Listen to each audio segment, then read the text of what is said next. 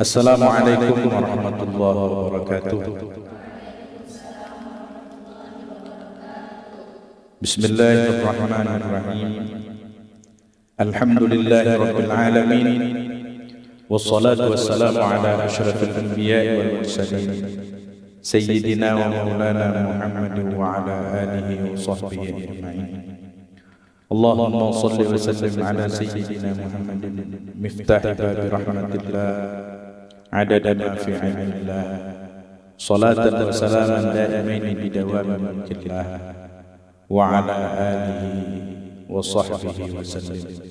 Hadirin dan pemirsa yang dimuliakan Allah Subhanahu wa taala, bersyukur kita kepada Allah dengan ucapan alhamdulillahirabbil alamin.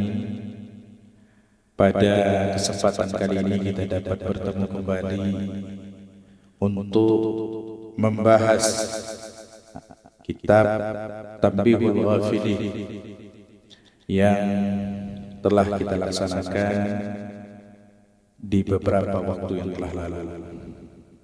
Mudah-mudahan kajian kita diridhoi oleh Allah Subhanahu wa taala dan Allah mencurahkan keberkahan-keberkahannya kepada kita semua, sehingga kita mendapatkan pertolongan, pemahaman, dan mampu untuk mengamalkan apa yang telah kita pelajari, sehingga amal kita diterima oleh Allah Subhanahu wa taala dan menjadi penyebab amal tersebut menjadi wasilah kesuksesan kita di dunia maupun di akhirat. Salawat dan salam semoga terlimpah dan tercurah atas junjungan alam Nabi kita, kekasih kita, junjungan kita Muhammad sallallahu alaihi wasallam, yang semoga kita konsisten menjadikan beliau sebagai uswatun hasanah di dalam kehidupan kita sehari-hari, sehingga kita berhak mendapatkan syafaatul uzma ila yaumil qiyamah. Amin ya rabbal alamin. Baik, langsung saja kita melanjutkan kajian kitab Tanbihul Ghafilin. Qala al-musannif rahimahullah ta'ala wa nafa'ana bihi wa bi'ulumihi fid dharain amin ya rabbal alamin.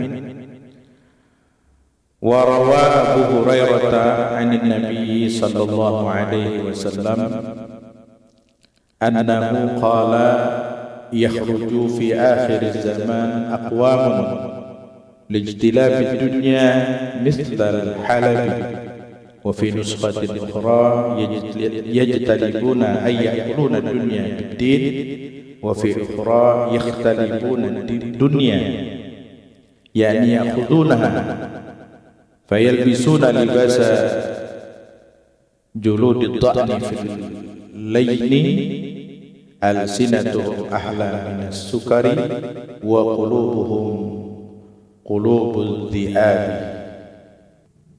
Abu Hurairah radhiyallahu anhu meriwayatkan dari Nabi sallallahu alaihi wasallam, sesungguhnya Rasulullah sallallahu alaihi wasallam bersabda, akan keluar di akhir zaman beberapa kaum yang mana mereka itu menarik dunia seperti memeras susu. Dalam redaksi yang lain, mereka makan dunia, arti mereka makan hasil dunia itu dengan usaha agamanya. Dalam riwayat atau redaksi yang lain, mereka mengambil dunia dengan agamanya. Dan maksud Rasulullah sallallahu alaihi wasallam, mereka memakai atau mengambil lalu memakai pakaian dengan pakaian kulit domba di dalam lembutnya, dan lisan-lisan mereka lebih manis daripada gula. Namun keadaan hati mereka itu seperti hati serigala. Apa maksud daripada hadis ini?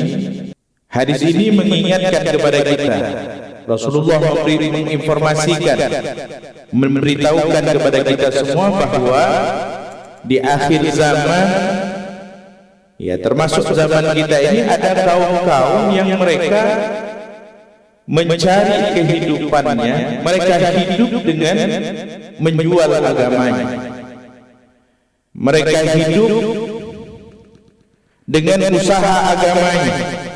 Ini mudah-mudahan tidak terjadi kepada kita semua. Apakah lagi seperti Ustaz, aktivitas sehari-harinya mengajar dalam urusan agama, bahkan hidup dari hasil dari pendidikan atau mengajar di pondok pesantren tersebut. Nah, tentunya bagi kita semua, terlebih kepada para asatidz, kepada para kiai, kepada para alim, para ulama, harus betul-betul menata niat, harus betul-betul mempunyai tujuan yang jelas, tujuan yang bersih, tujuan yang lurus ketika memberikan pembelajaran dan pengajaran tentang apa yang disampaikan, baik itu dari kitab-kitab Allah, dari kitab Allah, firman-firman Allah, maupun dari apa yang telah diucapkan atau yang telah disabdakan oleh Nabi kita Muhammad sallallahu alaihi wasallam. Nah, oleh karena itu, jangankan bagi para ustaz, pengajar agama, pendakwah, ketika kita menuntut ilmu saja, kita sudah diperintahkan tujuannya jangan ada tujuan yang lain kecuali berharap ridho Allah Subhanahu wa taala. Supaya ketika telah mendapatkan ilmu, tujuan itu tetap terpelihara. Ketika kita menyampaikan, maka niatkan menyampaikan apa yang telah diperintahkan oleh Rasulullah sallallahu alaihi wasallam, balighu anni walau ayah. Ketika kita mengajak kepada kebaikan, mencegah kepada kemungkaran, kita berniat menjalankan apa yang telah diperintahkan oleh Allah Subhanahu wa taala. Kita berniat mengikuti apa yang telah diperjuangkan oleh Nabi kita Muhammad sallallahu alaihi wasallam tanpa ada tujuan yang lain. Oleh karena itu, Ustaz sangat berpesan, berwasiat utamanya kepada diri Ustaz pribadi, kepada kalian para santri yang masih dalam proses pembelajaran maupun yang sudah berada di luar sana, yang telah menempuh pendidikan di pondok pesantren lalu mereka meneruskan di pondok yang lain, kemudian pulang ke tanah, ke rumah masing-masing, mereka menjadi seorang dai. Maka Ustaz sangat berpesan kepada santri semuanya, jangan ada di antara mereka, di antara kita semua, yang tujuan daripada dakwah kita ini selain daripada keridhaan Allah Subhanahu wa taala. Jangan sampai kita menetapkan tarif, misalnya mau diundang ceramah karena sudah populer, karena sudah terkenal, karena sudah dianggap orang yang alim, sudah dihormati orang begitu di khalayak luas, lalu ketika dipanggil, diundang berdakwah baik di masjid, di kampung, lalu menetapkan tarif, ini na'udzubillah min dzalik. Atau ketika sudah diundang, sudah ditetapkan, disepakati oleh kaum muslimin yang mengundang kita dalam suatu acara, yang mana yang mengundang ini mungkin orang kampung, orangnya tidak terkenal, bukan pejabat, hanya rakyat biasa, tiba-tiba setelah ada kesepakatan tersebut, ada undangan dari pejabat, dari gubernur, dari presiden sekalipun, misalnya di tanggal yang sama, di waktu yang sama, lalu undangan yang di kampung ini dibatalkan demi memenuhi undangan yang lebih tempatnya lebih mungkin terhormat, lebih terkemuka dan lain sebagainya. Jangan sampai itu terjadi. Nah, ini Ustaz berpesan kepada antum semuanya dan kepada seluruh santri alumni yang belajar dengan kami agar tidak berbuat yang demikian itu. Tetaplah kita fokus menjadi seorang dai yang menjadi penyampai lisan Rasulullah sallallahu alaihi wasallam. Kalau ada orang memberikan penghormatan dengan bisyarah,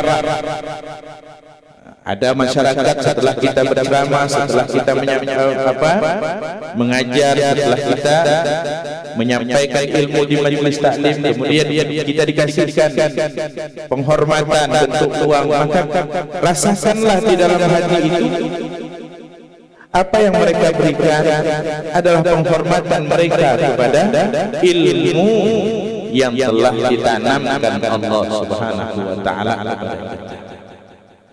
Sejatinya mereka mengagungkan, menghormati Allah Subhanahu wa taala. Kita tidak akan menjadi terhormat, kita tidak akan menjadi agung, kita tidak akan dihormati orang kalau tidak ada ilmu tersebut. Dan ilmu tersebut dari Allah, bukan dari kecerdasan kita, bukan dari kekuatan kita, bukan dari usaha kita, tapi apa yang kita dapatkan dari ilmu tersebut semata-mata adalah pemberian anugerah karunia daripada Allah Subhanahu wa taala. Oleh karena itu, ketika ada kita yang diwariskan oleh Allah, yang diberikan oleh Allah warisan Rasulullah sallallahu alaihi wasallam, lalu kita gunakan warisan tersebut untuk hal yang tidak diridhoi oleh Allah Subhanahu wa taala, maka Allah Subhanahu wa taala berfirman, yaqulullahu abi taqtaruna am alayya tariduna, apakah kalian menipuku, ataukah apakah kalian berani dengan aku? Kalian berani dengan aku, kata Allah. Kalimat al-istira'u itu ayyaja'ala nafsahu suja'an min ghairi tafakkurin. Kalimat al-istira'u itu yaitu seseorang menjadikan dirinya berani tanpa fikir, tanpa berfikir lagi. Nah, ini Allah bertanya kepada yang hidup, yang menjual, yang agamanya, yang menjadikan agama sebagai bentuk untuk memperoleh kesenangan dunia. Allah akan bertanya kepada mereka, apakah kalian berani dengan aku? Wala rawiyatin fabi halifu la ab'atanna ulaika fitnatan tada'ul hikama tada'ul hakima al-aqila fiha hayrana. Jadi disebabkan seseorang tadi, kaum tadi yang mereka makan, mencari makan lewat agamanya, tujuannya di dalam menyampaikan dakwanya hanya untuk kesenangan hawa nafsunya, hanya untuk memperkaya dirinya. Dia gunakan, dia pakai dengan pakaian yang lembut, lisannya dengan lisan yang halus, tapi hatinya adalah hati serigala, hati yang rakus, hati apa yang ditampilkannya di depan masyarakat tidak sesuai dengan apa yang ada di dalam hatinya yang menjadi tujuannya. Maka orang itu, kata Allah, fabi halif itu, maka aku bersumpah akan aku utus kepada mereka fitnah, yang mana fitnah itu tada'ul hakima al-aqila fiha hayran, yang mana fitnah itu akan ditimpakan kepada orang yang bijaksana, kepada orang yang mempunyai akal. Dengan fitnah tersebut dia jadi heran. Loh, aku kan pendakwah, aku kan pengajak kepada yang ma'ruf, mencegah kepada yang munkar. Kok aku bisa ditimpa fitnah? Kok aku bisa mendapatkan celaan, mendapatkan kesulitan, mendapatkan kejelekan? Dia merasa heran dengan keadaan dia seperti itu, bukan malah mendekatkannya daripada Allah Subhanahu wa taala, malah semakin membuat dia semakin jauh daripada Allah. Dia heran. Nah, keheranannya tersebut tentulah terjawab, bahwa selama ini apa yang dia dakwakan, apa yang dia ajarkan, apa yang dia berikan dari ilmu yang dia ketahui itu, tujuannya bukanlah mencari ridha Allah Subhanahu wa taala, tetapi sebatas hanya mencari uang untuk kebahagiaan hidupnya. Nah, ini mudah-mudahan tidak terjadi kepada kita semua, dan mudah-mudahan kita termasuk bagian dari hamba-hamba Allah yang tulus, yang ikhlas, yang belajar ilmu dan menyebarkan ilmu hanya semata-mata mencari ridha Allah Subhanahu wa taala, bukan main-main. Kemudian warawa Waqi' an Sufyan an Habib an Abi Salih qala jaa rajulun ila an-nabi sallallahu alaihi wasallam faqala ya Rasulullah inni a'malu amala fa'asarrahu fayutla'u alaihi fayu'jibuni dhalika ali fihi ajrun qala laka fihi ajru sirri wa ajrul alaniyati. Waqi' meriwayatkan dari Sufyan dari Habib dari Abi Saleh, dia berkata, datang seorang laki-laki kepada Rasulullah sallallahu alaihi wasallam, lalu laki-laki itu berkata, ya Rasulullah, aku ini sudah beramal, amalku itu aku rahasiakan, kebaikan itu tidak aku proklamirkan, tidak aku nampakkan, tidak aku sebarkan kepada orang lain bahwa aku telah berbuat baik. Namun kata laki-laki tersebut, amal tersebut muncul dan lalu mengherankanku akan amal tersebut, membuat aku takjub akan amal tersebut. Apakah, kata laki-laki tersebut, aku dalam amal tersebut aku mendapatkan pahala? Maka kata Rasulullah sallallahu alaihi wasallam, kamu mendapatkan pahala merahasiakan amalmu dan kamu juga mendapatkan pahala yang mana amal tersebut nampak. Ada amal yang ketika dinampakkan itu bagus. Nah, jadi tidak semua amal itu harus tersembunyi, harus disembunyikan. Tapi ada amal-amal atau kebaikan-kebaikan kita itu yang harus dinampakkan. Agar apa amal tersebut dinampakkan?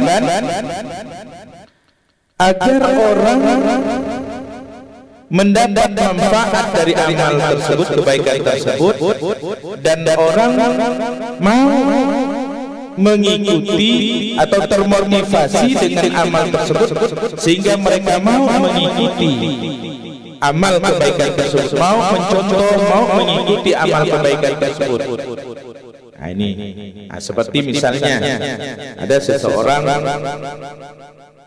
bersedekah di masjid, ketua masjid 10 juta rupiah, namanya Bapak Haji Fulan, 10 juta rupiah. Tidak apa-apa dinampakkan. Kenapa? Supaya memotivasi masyarakat lain. Wah, itu ketua masjid itu saja dia luar biasa sedekahnya, dia nampakkan luar biasa sedekahnya, begitu banyak. Saya juga kalau ada rezeki saya akan juga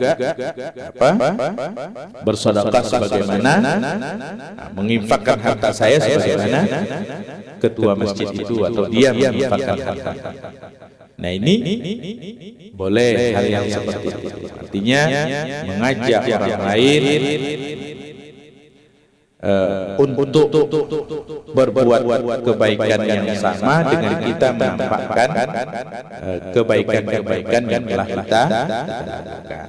Nah, tujuannya hanya itu, bukan tujuan agar kita dipuji, agar kita disanjung, agar kita dihormati dan lain sebagainya, bukan. Tetapi tujuan agar orang lain juga mengikuti amal soleh yang telah kita lakukan.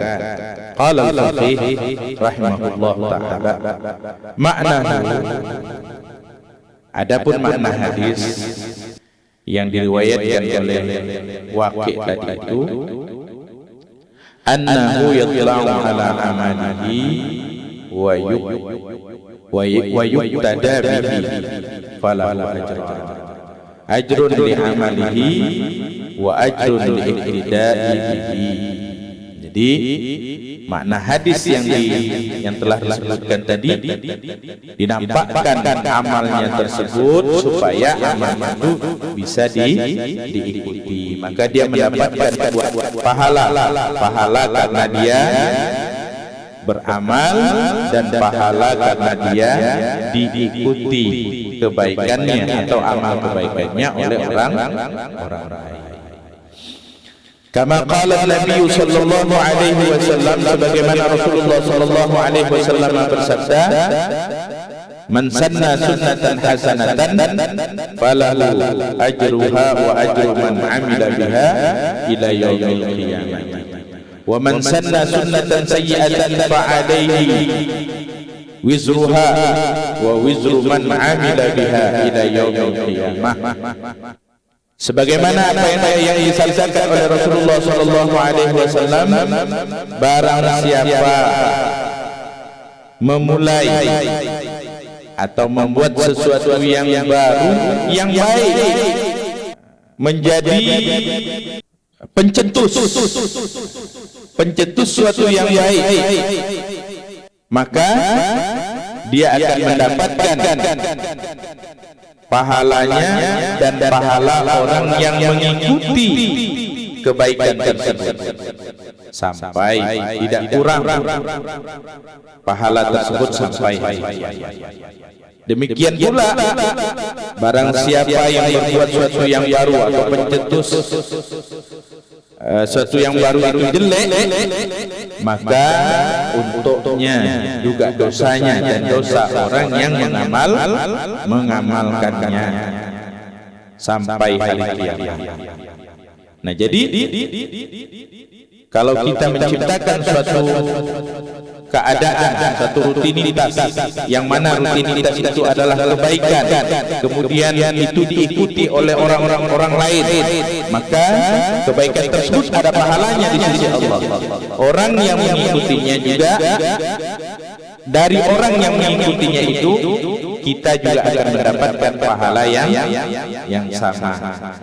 Kemudian kita mencetuskan atau berbuat sesuatu yang baru, yang buruk, kemudian keburukan itu disenangi oleh orang lain dan diikuti orang lain, mereka juga melakukan keburukan sebagaimana yang telah kita ciptakan keburukan tersebut, maka dosanya yang dilakukan oleh orang lain itu terhadap apa yang telah kita ciptakan itu juga kita dapatkan sampai hari kiamat.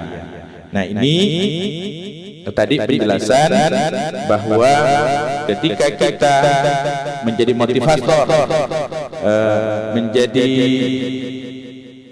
pencetus atau pengajak orang untuk berbuat kebaikan, lalu orang tersebut mengamalkan apa yang kita ajak, apa yang kita contohkan, apa yang kita lakukan, maka kita juga akan mendapatkan pahalanya. Demikian juga sebaliknya, ketika kita mencontohkan, mencetuskan satu perbuatan yang jelek, kemudian kejelekan itu diikuti oleh orang lain, kemudian yang namanya kejelekan akan mendapatkan murka Allah, mendapatkan dosa, maka kita pun dari hasil orang yang mengikuti kita tadi itu, atau dari hasil orang yang mengamalkan kejelekan yang kita cetuskan tadi, mendapatkan dosa yang sama sampai hari kiamat.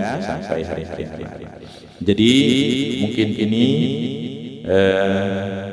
apa yang dapat saya sampaikan, melanjutkan dari kitab Tanbihul Ghafilin. Mudah-mudahan bermanfaat bagi kita sebagai tambahan pembendaharaan pengetahuan bekal kita di dalam beribadah atau berhamba kepada Allah Subhanahu wa Ta'ala. Terima kasih atas segala kebaikan dan mohon maaf atas segala kesalahan. Subhanakallahumma wa bihamdika asyhadu an la ilaha illa anta astaghfiruka wa atubu ilaik. Hadanallahu wa iyyakum ila shiratal mustaqim. Assalamu alaikum warahmatullahi wabarakatuh.